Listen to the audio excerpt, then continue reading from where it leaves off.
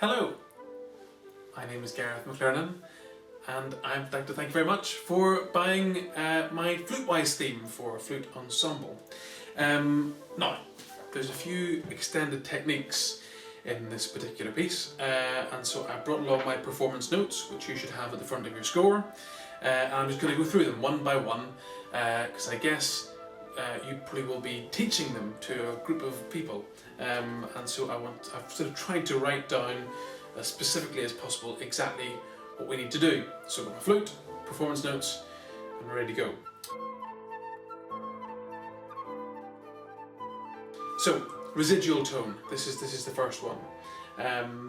This technique creates a tonal hissy noise that can vary from an almost imperceptible whisper right up to a terrifying icy blast effect. I'm going to give you a quick burst of that just so you can hear it.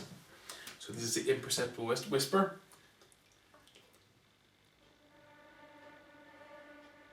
Really sort of just tickling the airstream right up to the icy blast. So really quite dramatic. So how I describe that we do this. So it's created by putting the embouchure into a natural, unformed speech position, as opposed to the lovely sort of fluty embouchure that we'd use. So we're not blowing a nice clean jet of air. Instead, we're blowing a very diffuse jet of air at the embouchure hole instead. So we're going to go smiley like this, showing all of our teeth, and we're going to raise our cheekbones up like this. So we're going to go like that there. So we're kind of spraying air almost at the embouchure hole, at the strike hole on the inside of that, and that's how we get this first residual tone.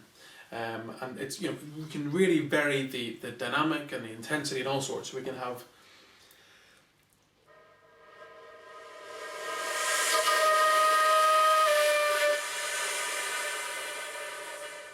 like that. So that is residual tone.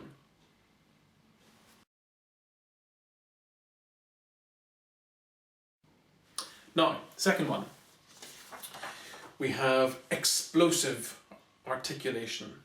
Now this is whenever, again, we're using an unformed embouchure. In the same way as we were using residual tone, we're going to use an unformed embouchure. So what about it? Yep, this is very similar to residual tone. Good. Using the same unformed embouchure, you shout, but without using your voice. Okay, so we're definitely using our shouting type speech patterns. So we're going to say things like and and all that sort of stuff. And so these are the sort of so you're putting a lot of air through, but you're not employing your vocal cords. And again, you can be really tonal with this as well. It absolutely responds very well with the flute. So we can go.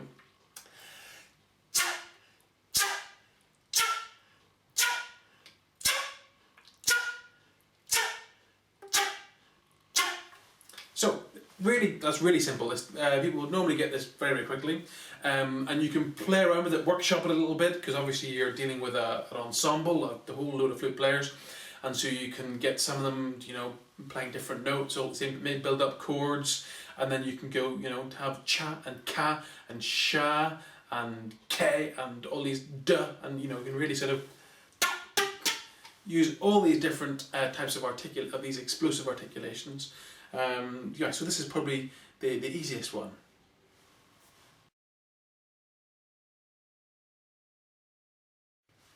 Now, the last one, tongue pops. This is probably the most tricky, in that we have to sort of, it's quite a technical description that I'll be giving you. What have I said? This technique involves poking the tip of the tongue through the lips, closing the lips around it, creating an airtight seal. Okay, so tip of the tongue through the lips, and then we're going to build up the pressure, the air pressure behind it. Okay, like that. And so we've created that nice airtight seal. We build up the air pressure in the mouth, and when we want to make the tongue pop, we quickly draw back the tip of the tongue, which releases the air pressure in the mouth, while simultaneously trying to keep the lips firmly closed. Bit of a mouthful. So it's probably easier for me just to play it. So we're going.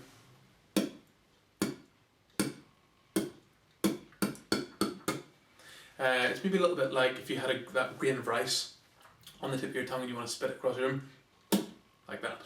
And again, it reacts tonally, but not as well as the first two. So we're.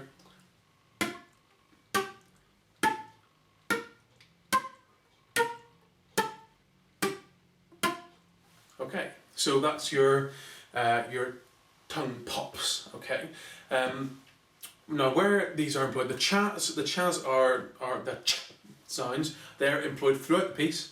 The tongue pops only come in the little beatboxing type bit, and this has caused problems before whenever I've rehearsed it. So I'm just going to give you a little demonstration of the beatboxing bit, and I'll play with repeats, I think. So it goes like this.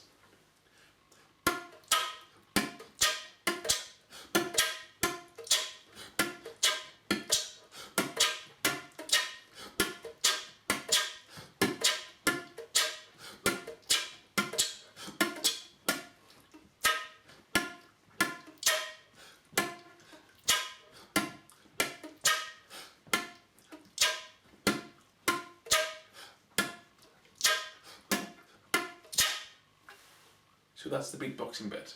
As I say, it's kind of gone hit or miss, but it's always been quite exciting and quite interesting to try it. And certainly, whenever you get to the next bit, you can see the relief and joy on everyone's faces to get back something that they oh, it's normal playing, brilliant. So yes, so that's the extended techniques. If you have any other questions, you've got the benefit of a living composer, and so hopefully you can get in touch with me, send me an email, let me know if it's being played, if you've enjoyed it, if you haven't enjoyed it, if you think there's anything that you I think that you should try this instead, and I will have a listen and try to respond at least. And yeah, I hope you very much enjoy this piece, and what I say at the end of every one of these videos is happy fluting.